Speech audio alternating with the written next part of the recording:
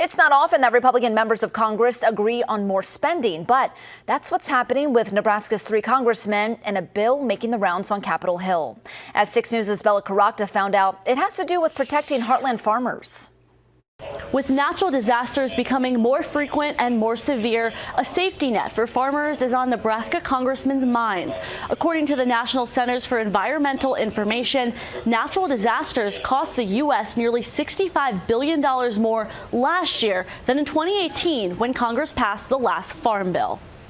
We can't understate how important protection from risk is.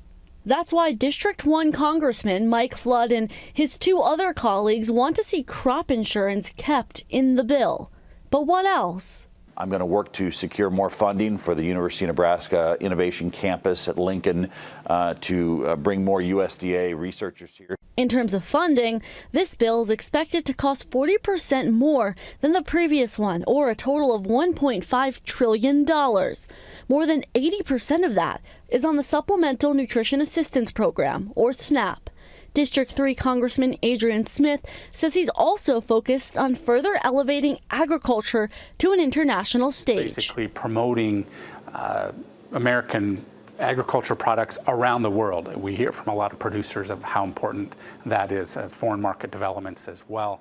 District 2 Congressman Don Bacon says he's focused on research to protect farms with livestock.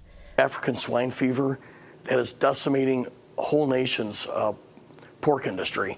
We can't let that happen here, so we got to get ahead of that through research, then have the vaccines to defeat that.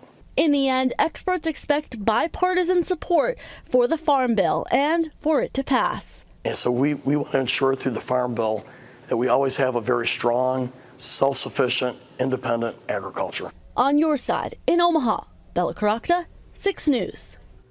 And since the first passage decades ago, Congress now works on approving a new farm bill every 5 years.